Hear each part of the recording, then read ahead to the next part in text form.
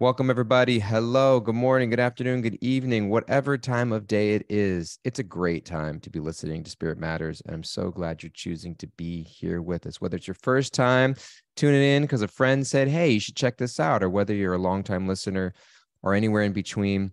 I'm really, really glad that you're here. I'm coming at you live from New York. Got a live Zoom studio audience here that I love and adore and I'm grateful for. And this is your daily little check-in. It's what we do. And it's just me today. I was going to ask, how is somebody doing? But there's no guest for me to ask. Kimberly, how are you doing? She's got a heart emoji. She's doing good. Two thumbs up. Beautiful. Okay. Well, we've been reading the Gita. That's what we do as a way for us to stay grounded, stay connected. One of our participants so beautifully was mentioning that we don't always feel grounded, and sometimes we feel like Krishna's holding us by the ankle so that we don't float away. And in some ways, that's what this is. It's us holding each other and keeping us a little bit grounded, and we ground ourselves in spiritual truth. We read some verses from the Bhagavad Gita. It was, what was it, Gandhi, who said, when doubts haunt me and fear stares me in the face, I turn to a verse in the Bhagavad Gita and find something that comforts me. So it's like a little companion. Somebody asked me yesterday, I have a community group that runs weekly in person at the Bhakti Center before our Tuesday night kirtan. And they asked me how many times I've read the Bhagavad Gita. And I said, I believe I've read it a couple of times, like through, like beginning to end. But I don't remember the last time that I actually just like read it, like cover to cover, like I'm starting at page 1 and reading through it. But it's something that I reference daily here on the podcast and then in other ways. So it's like always looking at different references and sections, and it becomes kind of like your little friend. If anybody remembers, if anybody's subscribes to those, like I am in my 30s accounts on Instagram, and you get all the things that people remember. And one is like, what age group you are if you remember Ask Jeeves. Kimberly, do you know what Ask Jeeves is? She's shaking her head no. She's like, I have no idea. That is beautiful. I love that. Pasha, Dana Kay's got to know what Ask Jeeves is. Dana Kay knows, yes. Pasha's Baldevi remembers Jeeves. Pasha, you remember Jeeves, just you feel old. Ask Jeeves was like the original, before people realized that you can just search anything on the internet. They had like particular Ask Jeeves. Jeeves, it was like this play on, like Jeeves is like the logo was like a butler. I don't know if this was like politically offensive in any way, shape, or form looking back on it, but it had Jeeves as like this butler. And he would like, the idea was like, anything you want, I'll get it for you. Ask Jeeves. And it was like, that's where you would type in your questions. Like, what is the population of France? Who won the 1987 World Series? And it was like, that was the original search engine for questions. And so Ask Jeeves. I don't even go look it up. Go look it up in your history book from the 1900s. Somebody was pointing out the other day that it's not really fair to say that the actual sinking of the Titanic and the making of the movie Titanic both occurred in the 1900s. Makes it sound like those two things are much closer in time than they actually are. And so now I realize that I was just born in the 1900s. It sounds a lot older than it should. But Ask Jeeves. And so it's ask Krishna, ask the Gita. It's become kind of like that sort of companion where it may not necessarily answer all your questions. Should I break up or make up? Should I move or should I stay? But it gives us perspective about how to approach life in a spiritual manner because it reminds us of essential, eternal truths. So we've been reading in the 4th chapter of the Gita. And Krishna has been talking about, we read this verse yesterday, the day before, that everyone ultimately is on a spiritual path. Did we read that quote from C.S. Lewis about, we read from C.S. Lewis about like evil is really just the pursuit of good gone wrong. And that even when people do quote unquote evil, heinous, horrendous acts, like in their warped consciousness, as degraded or warped as it is, they're seeking happiness. And there's some sense in their mind that this is where I'm going to find it, And so everyone ultimately, when you dig really deep down, is actually looking for the same thing, is actually looking for connection, is actually looking for acceptance and belonging, is actually looking for a place to experience love. But we get so covered and so confused and so warped by our own pain that we find very, very twisted ways of finding it that are actually destructive. We're not actually finding it. We're actually pulling ourselves further away from it. And so Krishna's saying that ultimately everyone is on a spiritual path back to wholeness. And he reads this verse in verse 12 of the 4th chapter. We'll recap it. People in this world who desire success and fruitive activities, and therefore they worship the demigods. Quickly, of course, people get results from fruitive work in this world. So we're talking about quick fixes. And in the Vedic canon of literature, they have the demigods, the one who the personality of the sun, the wind, the rain, the various universal administrators. And if that's too big a pill to swallow, just think about who are the demigods you worship in your own life. Whose poster did you have on your wall when you were a kid? For me, it was Pee Wee Herman until I found out that he got arrested for public indecency, and I had to pull it down and replace it with Batman, a glow-in-the-dark Batman poster. It was a turning moment in my life when I was like, you know what? Real people are going to let you down. You need to just have make-believe superheroes. And so whose poster do we have on the wall? Whose Instagram accounts do we fawn over? Which political figures do we flock out and cheer? Who are the people that we look up to and quote unquote worship in this world, because we think that there's something that they have that we want, that we admire, that we appreciate. And so Krishna's saying, don't settle for the quick fixes. Text 13. According to the 3 modes of material nature and the work associated with them. So there's this idea of these 3 modes of nature, these influences that guide us. It's so interesting to think about how much we actually are free in the choices that we make. If you haven't seen The Social Dilemma, highly recommend it. Documentary, Netflix. Is it still on Netflix? I'm not sure. Social Dilemma, that talks about how much our daily choices in life are influenced by the media that we consume on a daily basis. And so you don't need a Netflix documentary to know that. You can just read it right here in the Bhagavad Gita, that there are modes of nature that are influencing you. That's why when you go to a gym, everyone's working out and the music that's playing is pumping you up because it puts you into a certain mood.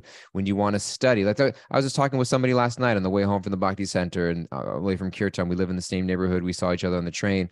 And they were talking about, I was asking where they work. And they said that they work, near Grand Central Station. And I was asking, do they go in for office or do they stay at home? And they were saying that they usually choose to go into the office because they're more productive at the office. Meaning like it's a certain environment when you go in and there's desks and there's files and there's printers and it's different than your home with a couch and a TV. And there's environments that you go to. You want to study. If you're in college, you go to study. Where do you go? You go to the library because that's a place where you know that you're going to find peace of mind and it's just conducive for study.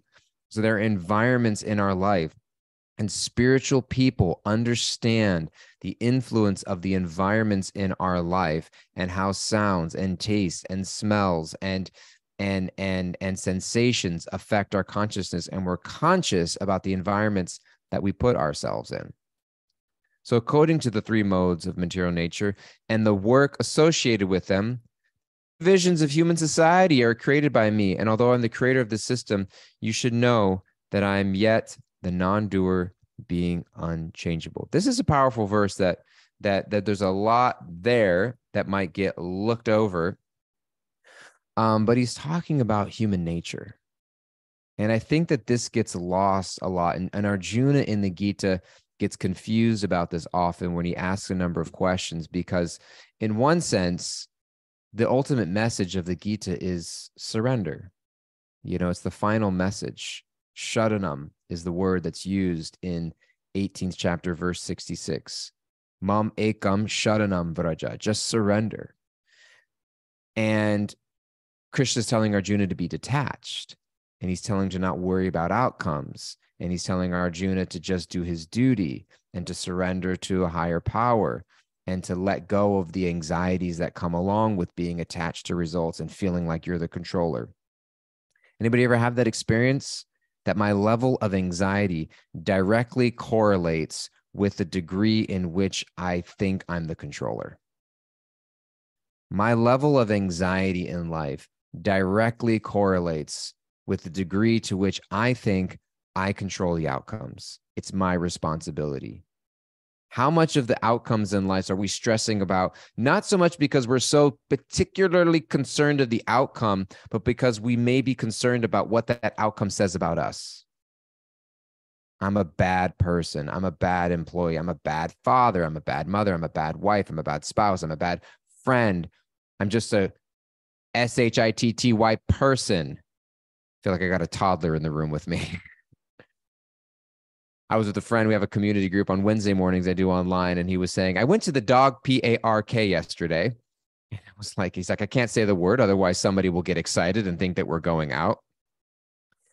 And so, I forgot what I was saying. I think that I'm a bad person. The anxiety about what does this say about me? Right? What does this say about me to have this quote unquote failure, this scarlet letter on me? And so my level of anxiety directly relates to the degree in which I feel like I'm responsible for the outcome and to let that go. And so much of the Gita is letting Krishna realize, is having us realize that there are so many other influences of action, and just realize that you're one small part of it. Do your part, but don't think that you're the only part. And so then it gets confusing, because then it thinks like, well, I just lose my identity. I don't do anything. I'm nobody. I'm just robotic. I'm just stoic. I'm just like a puppet in the hands of some divine higher being. And who am I really? And what gets lost or confusing is when we find that in the midst of that, there's also this extraordinary, strong encouragement to unearth, uncover, discover, and highlight and bring to the light and embrace our unique individual psychophysical natures. And Krishna is saying that each of us are born with various gifts. Each of us are born with natures in this world. There's I still haven't seen. I'm going to take a few trips in the next week or so, 2 weeks, and so I'm going to take a few plane rides. Maybe I'll finally get around to watching Chariots of Fire. Kimberly, I don't imagine you've ever heard of Chariots of Fire, have you? Dun dun dun dun dun dun. Dun dun dun dun dun. They're running in slow motion. Dun dun dun dun dun dun dun. She's like, no, I got it. Pasha's there for me. She knows what I'm talking about. Or maybe she has no idea. I just got a laugh emoji from Pasha. But anyways, Chariots of Fire, it's this movie about, I don't know if it's the first Olympics, 1936, or it's Olympics during one of the original Olympic games, World War I, World War II. World War II, I don't think the Olympics started. Anyways, early Oscar-winning soundtrack, Chariots of Fire. Yes, Baldevi. Anyways, she knows the song, not the movie. Yep, we're piecing it together. We know the layers of your age, like to what degree. I know the song, but I don't know the movie. I know the movie. I saw the movie in the theaters. It's like those are our levels of age exposure. Anyways, it's about this Olympic runner, and he has a phrase. He says, I believe God made me for a purpose, but he also made me fast. And when I run, I feel his pleasure. And when I run, God also made me fast. And when I run, I feel his pleasure. So this idea of that, when we're living out, when we're engaging ourselves accordingly, embracing our human natures in this world, then there's harmony and there's alignment. And Krishna's mentioning that each of us, chatur varnyam mayastrishtam. Chatur means 4. Varnya means various categories of human beings according to guna and karma. So guna means quality, and karma means action. So according to the natural, and that's why it's so, what is that? I've been referencing that quote from Einstein. Everyone's a genius, but if you judge a fish by its ability to climb a tree, it will spend its whole life thinking that it's stupid. Everyone's a genius, but if you judge a fish by its ability to climb a tree, it'll spend its whole life thinking that it's stupid. And how many, I mean, this is also very, very apt in our educational systems, right? We have very narrow ways of defining intelligence. You know, we have very narrow ways of defining giftedness, you know? And so there's the idea of like, there's a, I don't know, I forget I think one of the most watched TED Talks of all time. I don't know if people still watch TED Talks or if podcasts replace them. Kimberly, have you heard of TED Talks? Do you know TED Talks? They're only a few years old, or is that dated now? I know TED Talk, that one. she knows that one. Okay. She's like, I know that one. She's like, my dad listens to them, you know? I don't even know. Are TED Talks a thing anymore? I don't hear about them very much. I think it's all podcasts these days. If we're listening to podcasts, Paul Davies says, yes, they are. Anyways, I think the most watched TED Talk of all time. Somebody Google that. What's the most watched TED Talk? I think it's about education. I'm looking it up. The most popular TED Talk of all time. Yeah, it's Do Schools Kill Creativity by Sir Ken Robinson. Great TED Talk. Sir Ken Robinson makes an entertaining and profoundly moving case for creating an education system that nurtures rather than undermines creativity. So I think there are 7 types of intelligence. 7 types of intelligence, right? According to somebody. Exploring the 7 different types of intelligence by Gardner. I don't know who Gardner is. But there's word smart, linguistic intelligence, math smart, numerical reasoning, logic intelligence, physically smart, meaning kinesthetic intelligence. I'm just reading from a list here. Music smart, musical intelligence, people smart, interpersonal intelligence, and self smart, intrapersonal intelligence. 1, 2, 3, 4, 5, 6. There's got to be one more in that list. And visually smart, spatial intelligence. So there are various types of intelligence and gifts but we have a very narrow viewpoint of what we value as what we give as value. And so, and we take things like the arts and we just kind of relegate them to like an extracurricular activity, right? Without realizing that just because somebody may not be as gifted in math or in linguistics doesn't mean that they're less intelligent of a person, have less to offer. And so the Vedic system of sociology recognizes that every person contributes to this greater idea of a social body. And I think so much of this idea that we've kind of like, I really think that we're in this place in society where we're kind of drastically swinging to this other end of a pendulum, because you get these like these warped oppressive systems like the caste system in India, which becomes very oppressive, or we just get these ideas in just in any society that we don't want to be pinned into a box. We all have these boxes that exist according to your gender, according to your race, according to your area in which you grew up in, about like what you're allowed or not allowed to do, and or what is culturally appropriate for certain people.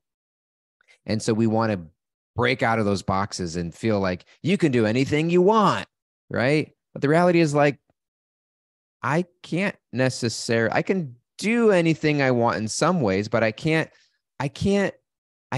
be anything that I want, but I can be everything that I am. Right? You know what I mean? I'm not going to be a professional basketball player, even if I started when I was very young. You know what I mean? It's just not in my genes. I don't have the height. I don't have the muscular structure.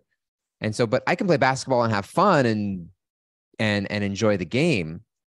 But to think that that's my dharma, so to speak, And I think that we get into this confusing place where so many people now is like, well, what do I want to be? And we get in these quarter life crises. And I think it's because society tries to funnel us into these very narrow boxes, you know. Some people will say, you know, growing up, my three options in life were doctor, lawyer, or failure, you know.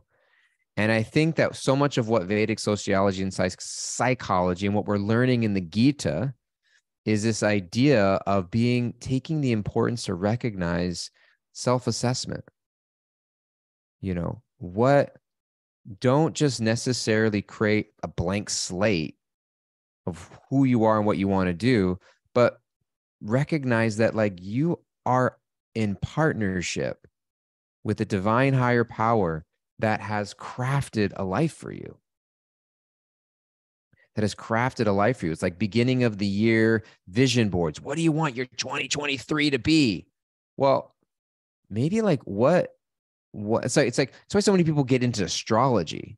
Astrology doesn't predict your life for you, but it definitely lays out the big milestones and the influences and the things to look out for ahead of the game of like, when is a time for sowing, and when is a time for reaping, and when is a time for growth and development and expansion, and when is a time for reflection and pause and rest. And is there money in your chart? Is there great fame in your chart? Or is there something else? So whether you believe in astrology or not, or whether you believe in God's will or plan for your life or not, however you want to look at it, like you were built for something, and you're not meant to just like figure it out on your own. You're meant to through a process of self-assessment. That's why gurus are important. Not just gurus who like share spiritual, you know, the idea of a guru anciently in Vedic times was something very, very personal.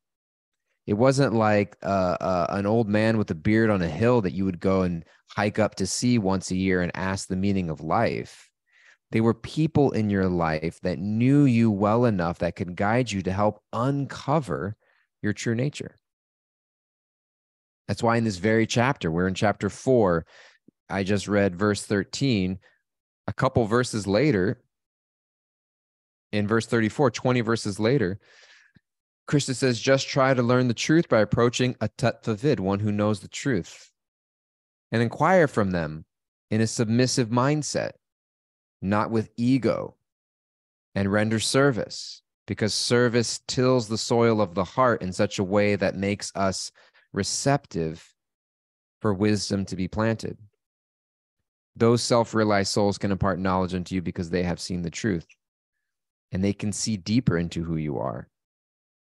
So this idea of the three modes of nature and the various divisions of human society that are according to our natural gifts and our strengths. And so we owe it to ourselves. We owe it to ourselves to do that work and to understand the 4 varnas of society that are outlined, where there is the various levels of intelligence that we all have. Krishna goes on, I'll finish the verse. Although I'm the creator of the system, you should know that I'm yet the non-doer, being unchangeable. So Krishna there's this added point here that we talk about the personal nature of God and how Krishna is referencing his, he's not a person like you or me in the material world. He's a person like you and me and the relationship of our eternal soul. But when God comes to this world, he doesn't get infected by it. That's what he's basically saying. That the idea of God being a very different kind of person than we're used to. I'll leave it at that because we're at time here today.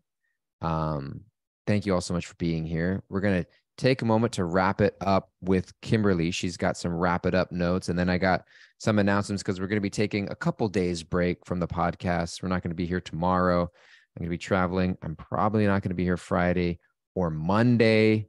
And so we'll just have to, there's going to be a couple days break. If you're want to tune in to Spirit Matters live, write to us at spiritmatters@bhakticenter.org, or just go to our website at bhakticenter.org and click the box for Spirit Matters, and you can get, I think, the Zoom link there. And if you want to get in our WhatsApp chat so you get updates about when we do and don't have live shows, you can write to us at spiritmatters@bhakticenter.org. I'm happy to add you there. I kind of just made the announcements right now, even though I said I was going to make the announcements. Anyways, that's what I do. All right, Krishna. Kimberly, what kind of takeaways you got for us? Ask Jeeves, ask Krishna, ask the Ask Gita. Jeeves, ask Krishna. Oh, God. Everyone is on a spiritual path back to wholeness. Be conscious of the influence of our environment. Our level of anxiety is directly correlated to the degree we think we are responsible for the outcome. And embrace the gift of our human nature. We all have something to contribute, and we can be everything we are. I just looked up Ask Jeeves still exists, except now it's just called ask.com. Ask.com, ask.com. Was originally known as Ask Jeeves, being given the name of a gentleman's personal gentleman or valet fetching answers to any question asked, according to Wikipedia. Anyways, ask.com, they're holding on. I'm curious what their market value is in the interweb. Anyways, Pastor was asking, where am I going? Thursday, tomorrow, early morning, I'm going to the Dominican Republic. A friend of mine, a good friend of mine, is leading a retreat there. And she asked me to come and spend a couple days with them as they close the retreat, lead some kirtan, spend some time with the group. So I'm going there for a couple days and then taking a long weekend with my wife. I'll come back on Tuesday. So Tuesday I'm traveling. And then following that, on Friday, April 7th, I'm going to India. My good friend Rukmini Podar is getting married. She's getting married. And then, so I'll be gone to India for the week of the 10th. So I don't know when or if we'll have the podcast that week. I'll have to just see my schedule. But definitely tomorrow is off. Probably Friday also. Probably Friday, Monday and Tuesday also. I'll keep us posted on the WhatsApp chat. But if you're listening and just watching on Spotify, Apple Podcasts, wherever, and there's not a podcast for the next couple of days, you know why. But I will be back next week, at least Wednesday and Thursday of next week. So thank you guys all so much. Really love you. Really grateful for you. If you haven't already, as always, please go rate and review our podcast wherever you listen. And don't listen. It means the world to us. Thank you for being here and have a wonderful, fantastic day, rest of your week. And I'll see you sometime in the near future. Bye-bye.